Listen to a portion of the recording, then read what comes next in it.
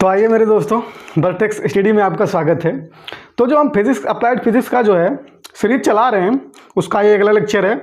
इसमें हम बात करेंगे वेक्टर सब्ट्रैक्शन की या वेक्टर के घटाव। जो हम जोड़ तक बात कर चुके थे, अब इसके इस लेक्चर से हम बात करेंगे वेक्टर के घटाव की और वेक्टर की वियोजन की बात हम इस लेक्चर में करेंगे। तो आइए हम स्टार्ट करते हैं। उम्मीद करते हैं आप लोग अच्छे होंगे, स्वस्थ होंगे, मस्त होंगे। तो चलिए स्टार्ट करते हैं। तो पहले हम क्या देख लेते हैं, सदिशों के घटाव को, मतलब सब्ट्रैक्शन इसे बोलते हैं हम इंग्लिश में।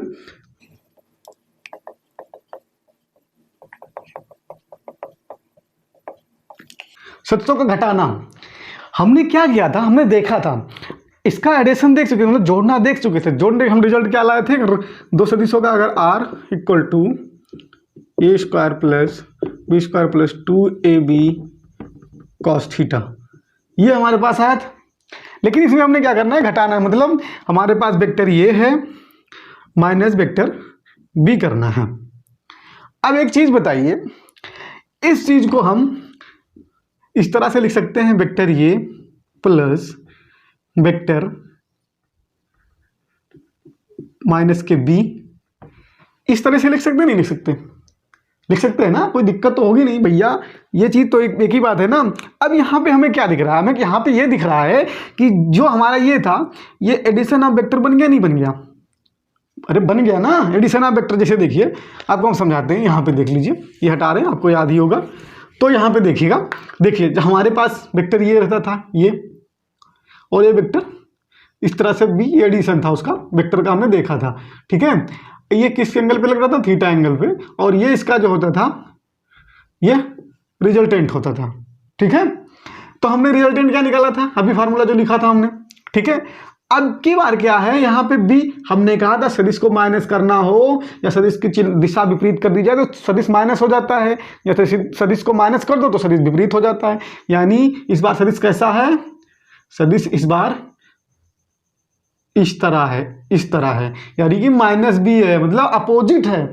अब सेम वही कंडीशन जो हम उसमें सॉल्व किए थे, तो जब यहाँ पे सॉल्व करेंगे तो हमारे पास क्या आएगा, हम सीधा सीधा अगर रखें तो r equal to under root, ये स्क्वायर की जगह पे ये स्क्वायर है, बी स्क्वायर की जगह पे क्या है, माइनस बी है। ठीक है, ये स्क्वायर हो जाएगा, और ये है क्या है, प्लस के 2a और माइनस बी कॉस थीटा है। तो ये निकल के हमारे पास r इक्वल टू क्या आ गया, अंडर रूट ये square plus b square plus minus 2ab cos theta. ये हमारा सिंपल सा हो गया। अब अगर हम थोड़ा और सोचें तो इसमें और चीज बना सकते हैं कि अगर जब ये थीटा एंगल लग रहा था, ठीक है, जब b पॉजिटिव था तो थीटा एंगल लग रहा था, समझे नहीं समझे? लेकिन जब इसकी दिशा बदल दी जाएगी तो ये कितने पे लगने लगेगा, 180 माइनस थीटा पे। ठीक है, ये कितने पे लगने लगेगा, 180 माइनस थीटा, और 180 माइनस थीटा कॉस थीटा के क्या होता है, ये हो जाता है minus theta, sorry minus cos theta, minus cos theta. Same अब यहां पे रख के आप चाहे लगा लीजिए, चाहे इस तरीके से समझेंगे तो इससे भी साफ आएगा। देखिएगा जैसे यहां से ये यहाँ से, ठीक है, अब क्या है, बी स्क्वायर कर देंगे, ठीक, plus 2ab cos 180 minus theta, तो हो जाएगा r equal to under root a square plus b square minus 2ab cos theta. अब आप चाहे वो सीधा टर्म सीधा अप्लाई करके देख लीजिएगा, चाहे ये करके देख लीजिए, तो आपको जल्दी हो तो सीधा वाला हमारे समझ में ज़्यादा आता है कि भैया सीधा सीधा वहाँ पे b के जगह माइनस भी रखो, और जो आया भैया रिजल्ट वही हमारा हो जाएगा। बाकी आप इस तरीके से भी कर सकते हैं। अब इसके बाद हम देख लेते हैं, अगला टॉपिक हमारे पास है सदिशों का वियोजन। अब ये तो हमारा था घटाव, कर लिया हमने। अब सदिशों का वियोजन क्या होता है, ये चीज़ देख लेते हैं हम।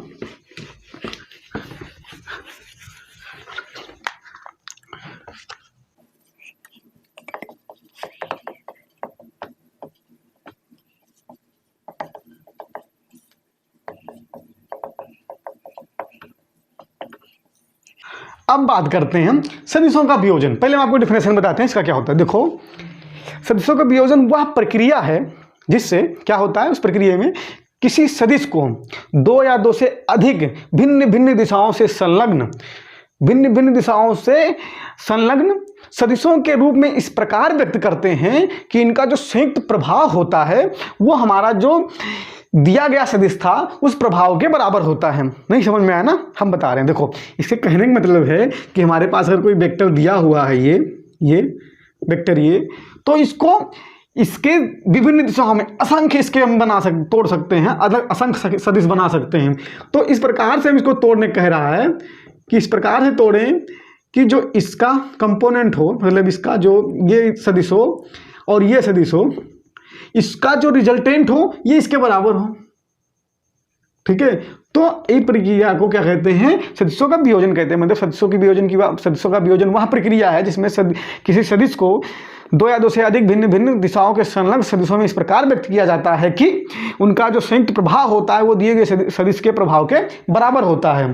ठीक है, अब क्या होता है आप देखिए कि ये क्या था, ये जो हमारा एडिशन पढ़े थे हम सदिशों का जो जोड़ पढ़े थे, ठीक है, जोड़ना, तो उसमें क्या था, उसमें हम क्या करते थे, अलग अलग सदिश को जोड़ के एक रिजल्टेंट निकालते थे। लेकिन इसमें क्या है, सदिशों को हमको अलग अलग तोड़ना है। तो ये क्या हुआ, एक प्रकार से अगर देखा जाए तो ये जो है एडिशन ऑफ वेक्टर का अपोजिट हुआ, नहीं हुआ, मतलब उसका क्या कहते हैं, अपोजिट है ये, मतलब जो हमारा सदिशों का वियोजन है। तो क्या करना है इसमें, देखिए पहले क्या होता है, जैसे मान लो हमारे पास जैसे आर दिया होता था, ये आर, ठीक है, ये समांतर चतुर्भुज की कोई दो भुजाएं थी, ठीक है, इस प्रकार से। तो ये क्या होता था, वेक्टर ये होता था हमारा और ये वेक्टर भी होता था। इस तरह से हमने कुछ किया था, डेरिवेशन याद होगा आपको, किया होगा आपने भी। तो इसमें क्या था, ये जो आर है, आर सदिश जो है उसका ये कंपोनेंट, ये जो है इधर को एक सदिश है, एक सदिश इधर को है। अब इन दोनों का जो परिणाम होगा वो इसके बराबर होगा। मतलब इस सदिश का इनको दोनों को घटक कहते हैं। क्या कहते हैं, घटक कहते हैं। ये घटक और ये घटक इस सदिश के क्या हुए, घटक हुए। क्या हुए, घटक हुए, इसके इस सदिश के ये घटक हुए। ठीक है, अब क्या करते हैं हम आगे देखते हैं इसमें क्या है।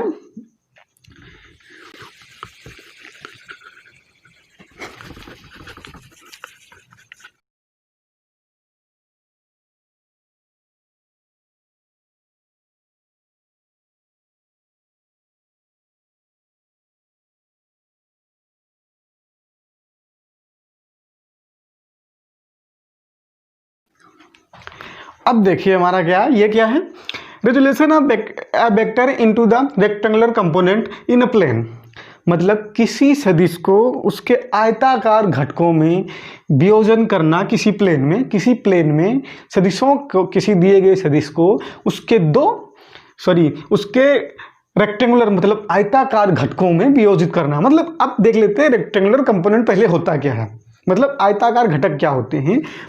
आयताकार घटक क्या होता है, किसी दिए गए सदिश का किसी तल में दो लंबवत सदिश के रूप, किसी दिए गए सदिश को किसी तल में दो लंबवत सदिश के रूप में व्यक्त करना क्या कहलाता है, व्यक्त करना या व्यक्त करते हैं। तो वो जो कंपोनेंट होता है उसे हम कहते हैं रेक्टेंगुलर कंपोनेंट। जैसे अभी देखिएगा आपको समझ में आ जाएगा। जैसे मान लो हमारे पास ये कोई सदिश दिया हुआ है, अब इस सदिश को हम दो कंपोनेंट में, देखिए ये एक सदिश में मान लो ये x और ये y में हम इसको डिनोट कर रहे हैं, मतलब तोड़ रहे हैं। अब क्या है, ये कंपोनेंट जो होगा और ये कंपोनेंट जो होंगे सदिश के, एक दूसरे क्या है, लंबवत हैं। अब एक दूसरे के जब लंबवत है तो इन्हें क्या कहेंगे, रेक्टेंगुलर कंपोनेंट कहेंगे, मतलब आयताकार घटक कहेंगे। ठीक है, अब आयताकार घटक क्या हो, कैसे निकालते हैं, क्या क्या होता है, ये चीज़ हम देख लेते हैं थोड़ा। तो आइए देख लेते हैं अब हम।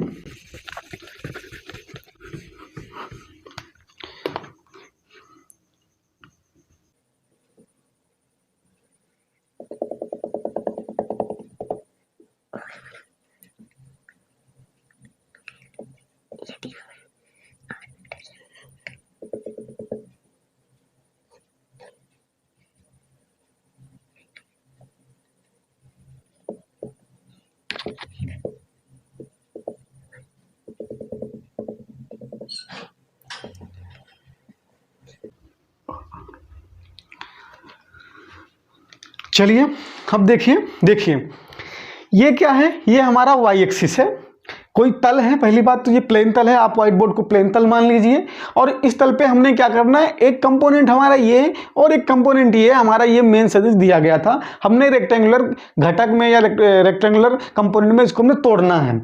अब कैसे तोड़ना, देखिए ये हमारा सदिश दिया गया था। अब इसका मान लेते हैं एक्स डायरेक्शन में जो कंपोनेंट है वो एक्स है, और यहां से ये थीटा एंगल बना रहा है, जो हमारा ये था मेन वेक्टर। अब ये जो इसका y कंपोनेंट होगा वेक्टर का, मतलब तो ये क्या है, ये y हमने मान लिया है और ये y डायरेक्शन में है। अब यहां से देखिए ये जो है हमारा है, अब ये इक्वल टू क्या हो जाएगा, ये इक्वल टू में पता है क्या हो जाता है, ax प्लस ay, पता है ना कैसे होता है, क्योंकि ये त्रिभुज बनना है नहीं बनना, ये जो y ये इसके बराबर होगा, तो दो सदिश उनका परिणामी ये, या दो ये चतुर्भुज मान लीजिए, ये चतुर्भुज और ये चतुर्भुज की भुजाओं से नहीं निपूछते हैं, तो इसका विकर्ण क्या होगा, ये विकर्ण है, तो ये क्या होगा, ये इसके दोनों के बराबर होगा। अब मान लो कि इनका जो एकांक सदिश है y की डायरेक्शन में और x के डायरेक्शन में, तो इस ये का एकांक सदिश जो x के डायरेक्शन में है वो i कैप है, और जो y की डायरेक्शन में है वो क्या है, j कैप है। ठीक है, कोई दिक्कत नहीं होगी ना। इसको हम इस तरह से भी लिख सकते हैं, ax i plus ay j cap, ये भी हमारा हो सकता है। अब बात करते हैं हम, ये तो हो गया, अब बात करते हैं भैया ax और ay होगा कितना, ये निकाल लेते हैं हम। ठीक है, तो ax और ay निकालने के लिए क्या करेंगे, आप ये जरा नोट कीजिए, हम इसको हटा रहे हैं, चलिए हटा रहे हैं हम आप इसको। तो देखिए क्या होता है, ये भी हटा रहे थोड़ा, ठीक है, तो ये देखिए क्या होता है। अब अगर हम यहां से जो हमारा त्रिभुज है, कौन सा त्रिभुज, OPQ में अगर देखें, ठीक है, अब ये y है तो ये भी ये y होगा नहीं होगा, कोई दिक्कत नहीं होगी ना। देखिए ये भुजा इसके बराबर है और ये और इसके बराबर है। ठीक है, अब क्या हुआ, अगर इस त्रिभुज में हम देखें तो हमें क्या निकालना है, पहले x की वैल्यू निकालना है। तो एक फार्मूला होता है हमारे पास, लाल बटा कक्का करके याद कर लीजिए, रट लीजिए। ठीक है, अब देखिए इसमें, ठीक है, और थीटा में हमें संबंध स्थापित करना है, तो क्या यूज करेंगे, कॉस यूज करेंगे। क्या, कॉस, यानी कि साइन कॉस। कॉस क्या हो जाएगा हमारा, कॉस थीटा इक्वल टू, आधार क्या है इसमें, OP अपान कर्ण इसमें क्या है, OQ हो जाएगा, यानी ये हो जाएगा हमारा cos theta equal to, OP कितना है, OP हमारा है AX और ये कर्ण कितना, ये। ठीक है, यानी यहां से अगर हम x की वैल्यू निकालें तो x क्या हो जाएगा हमारा, a cos थीटा, मतलब उसके जो हॉरिजॉन्टल कंपोनेंट आए जिससे साथ एंगल वो बना रहा है वो क्या आया, ये cos थीटा आया। अब बात कर लेते हैं उसके वर्टिकल कंपोनेंट की, मतलब जो उसके लंबवत है, जो हमारा ये क्षैतिज था, क्षैतिज की जो लंबवत है ये y की, तो ये y इसमें और थीटा में हमने रिलेशन निकालना है, और कर्ण में तो हम क्या करेंगे, अब हमें इसका मतलब नहीं है, हमें इसका और इसका मतलब है, तो वहां पे क्या यूज करेंगे, साइन। तो साइन क्या होता है, लंब बटा कर्ण। तो लंब क्या हमारा, पहले यहां लिख देते हैं साइन थीटा। ठीक है, और लंब कितना है हमारा, लंब कितना है इसमें, लंब इसमें PQ है भैया, बोलो यार तुम लोग, PQ और ये OQ। अब ये क्या हो जाएगा, AY अपॉन A, यानी यहां से अगर निकालें तो ये हो जाएगा AY equal to A sine theta, यानी इसका जो वर्टिकल कंपोनेंट आएगा वो आएगा ये साइन थीटा। इसको समीकरण 2 मानो और इसको समीकरण 1 मानो। अब ये समीकरण आप नोट कीजिए। अब आगे हम इसके बाद इसको मिटा के इसके आगे दूसरी प्रक्रिया करेंगे। अब समीकरण 1 और समीकरण 2 आपको याद है। अब इसके आगे हम करते हैं, क्या करेंगे देखिए। अब क्या करते हैं, समीकरण 1 को और 2 को वर्ग करके जोड़ देते हैं, दोनों को वर्ग करके। अब हम क्यों जोड़ रहे हैं, क्योंकि हम सीधा एक्स वाई और इसमें रिलेशन निकालना चाहते हैं तीनों में एक साथ। अभी तो क्या था, अलग अलग करके हमने ए वाई की वैल्यू निकाली, एक्स की वैल्यू निकाली अलग अलग करके। अब हम तीनों को एक साथ रखना चाहते हैं कि तीनों एक साथ देखना चाहते हैं, हाँ भैया है क्या है माजरा। तो अब देखने के लिए हम दोनों इस इक्वेशन जो हम निकाले हैं उनको वर्क करेंगे और वर्क करके उनका जोड़ेंगे। फिर देखिए, जैसे हमारे पास पहला इक्वेशन क्या था, पहला हमारा इक्वेशन था ये square cos square theta equal to a x का स्क्वायर हो जाएगा। ठीक है, ये था पहला इक्वेशन। और दूसरा इक्वेशन क्या था हमारे पास, दूसरे इक्वेशन का जब वर्क करेंगे तो हमारे पास आएगा ये स्क्वायर साइन स्क्वायर थीटा बराबर ए वाई का स्क्वायर। अब इसको ऐड करोगे तो क्या आ जाएगा, ए एक्स का स्क्वायर प्लस ए वाई का स्क्वायर बराबर ये square cos square theta plus ये स्क्वायर साइन स्क्वायर थीटा। अब यहाँ से अगर हम देखें तो ये कॉमन है, तो यहाँ से कॉमन ले लेते हैं, इसको क्या दिक्कत है, ये वाई स्क्वायर बराबर ये स्क्वायर, ये हो जाएगा cos square theta plus sine square theta. ये क्या होता है, एक क्या होता है, कितना होता है, एक। अब ये एक हो गया, यानी कि ये स्क्वायर इक्वल टू कितना आ गया, ये स्क्वायर इक्वल टू आ गया हमारा एक्स का स्क्वायर प्लस ए वाई का स्क्वायर, यानी ये equal to under root a x का स्क्वायर प्लस ए वाई का स्क्वायर। अब एक चीज़ और समझिए यहाँ पे, अगर मान लो आपको इन दो सदिशों को जोड़ना होता तो क्या रिजल्टेंट ए आता, लेकिन कितना कोण लग रहा है इनके बीच में, 90 डिग्री का कोण होता, कितना होता 90 डिग्री, तो कॉस 90 का मान कितना हो जाता था, एक, यानी वहां तब भी यही आना था और ये निकल के भी यहाँ यही आया, तो ये क्या है, ये हो जाता है। ठीक है, अब बात कर लेते हैं इनके बीच जो थीटा एंगल है उसकी बात हम कर लेते हैं। तो थीटा एंगल की बात करने के लिए मतलब tan थीटा होता है, पर मरता भैया झुकाव जो निकालते हैं तो tan थीटा निकालते हैं। अब दो समीकरण हमारे पास जो दिए गए थे यहाँ पे आप देख लीजिएगा, ये cos थीटा बराबर ए एक्स स्क्वायर और ये साइन थीटा बराबर ए वाई स्क्वायर, ये समीकरण 2 था, ये समीकरण 1 थे। ठीक है, अब यहाँ से अगर हमको tan निकालना हो तो क्या करेंगे, समीकरण 2 को समीकरण 1 से भाग देंगे, क्योंकि साइन थीटा बटे cos थीटा बराबर क्या होता है, tan थीटा। तो वही अब हम करने वाले हैं, आइए करते हैं हम। तो वो जब करेंगे हम तो ये हमारे पास क्या आ जाएगा, देखिए ये साइन स्क्वायर थीटा अपॉन ये cos स्क्वायर थीटा, ये से ये कैंसिल और ये कितना आया, अब ये चूंकि ये हो जाएगा ए वाई, ठीक है, ए वाई का स्क्वायर अपॉन, सॉरी ये स्क्वायर नहीं था, ये एक्स ये था, यहाँ पे इक्वेशन थोड़ा दिक्कत है तभी करेंगे, दिक्कत आ रहा, चलिए ये स्क्वायर नहीं है इक्वेशन में, पहले दूसरे इक्वेशन के बाद में आया था। ठीक है, अब ये y अपॉन ए एक्स हो जाएगा, मतलब tan थीटा निकल के हमारे पास आया ए वाई अपॉन ए एक्स, यानी थीटा इक्वल टू जब निकालेंगे तो tan इनवर्स क्या आ जाएगा, ए वाई अपॉन ए एक्स। ठीक, कोई दिक्कत नहीं होगी, इतना समझ में आया होगा। अब ये तो हमारे थे 2D, मतलब प्लेन में 2 डायरेक्शन में। अब इसके बाद हम बात करेंगे कि जब हमारे जो ये फोर्स, ये जो हमारा वेक्टर था, इसको हम तीनों कंपोनेंट में, जब तीनों घटकों में, मतलब एक्स वाई जेड तीनों में तोड़ें तब क्या होगा, उस कंडीशन में हमारा क्या क्या होगा, क्या क्या कंपोनेंट आएंगे उसकी हम बात कर लेते हैं। तो सिंपल सी बात है, आप देखिएगा,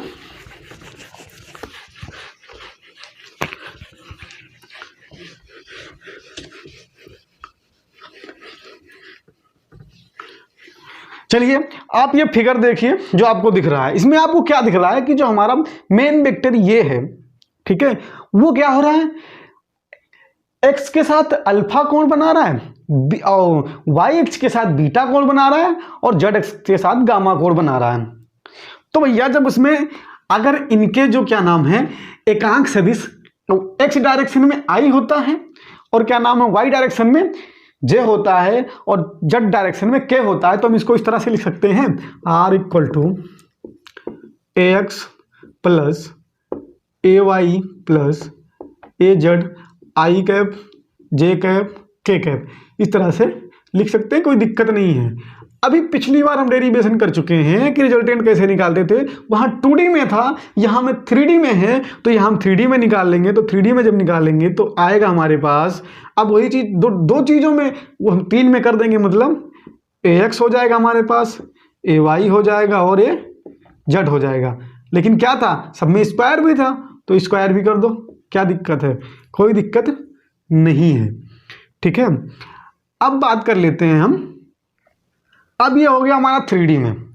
ठीक है, कोई दिक्कत नहीं है, सिंपल सा फंडा था, वहां पे 2D में था, यहाँ पे हमने 3D में कर दिया। आप फिगर देख रहे होंगे, x के साथ अल्फा, y के साथ बीटा और z के साथ गामा को हमारा जो मेन वेक्टर था वो बना रहा था। अब बात कर लेते हैं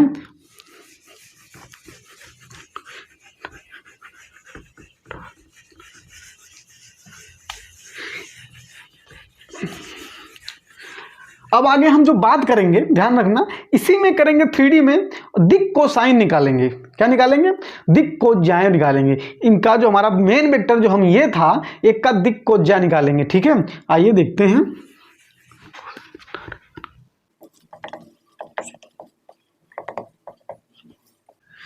डायरेक्शन कोसाइन यानी दिक् कोज्याएं होती क्या है, पहले ये जान लेते हैं। देखिए, जो हमारा जो मेन वेक्टर ये था वो x के साथ अल्फा लगा रहा है, y के साथ, हम बात को दोहरा रहे हैं, देखिएगा, y के साथ बीटा और z के साथ गामा।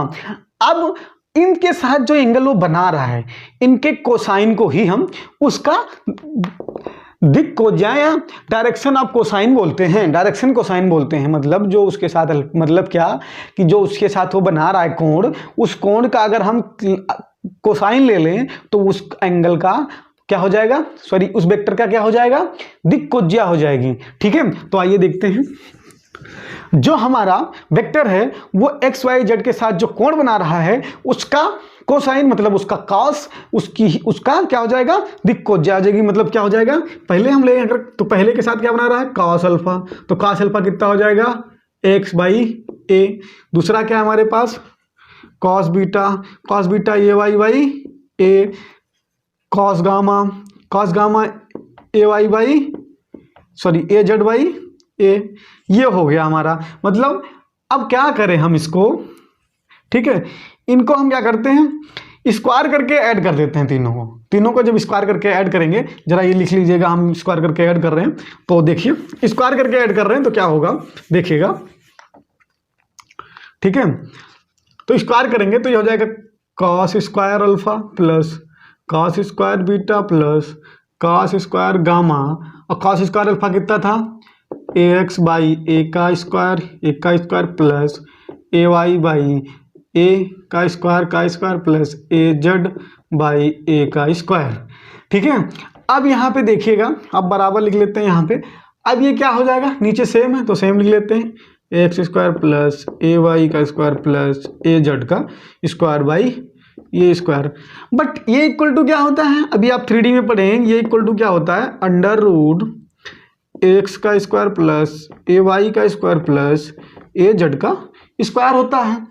अब यहाँ से अगर हम ये स्क्वायर निकालेंगे तो ये अंडर रूट भैया गायब हो जाएगा, और जब ये अंडर रूट गायब हो जाएगा तो ये स्क्वायर की वैल्यू जब यहाँ रखेंगे तो ये कट के कितना आएगा, एक आएगा। तो मतलब क्या आ जाएगा, cos square alpha plus cos square beta plus cos square gamma बराबर 1।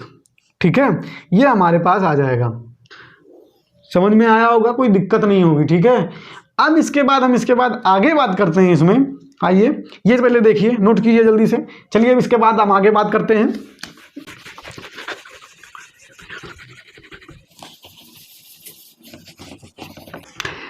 अब इसके बाद हम देख लेते हैं सदिशों का जो वियोजन कर रहे थे उसके इक्का दुक्का अनुप्रयोग देख लेते हैं क्या होते हैं।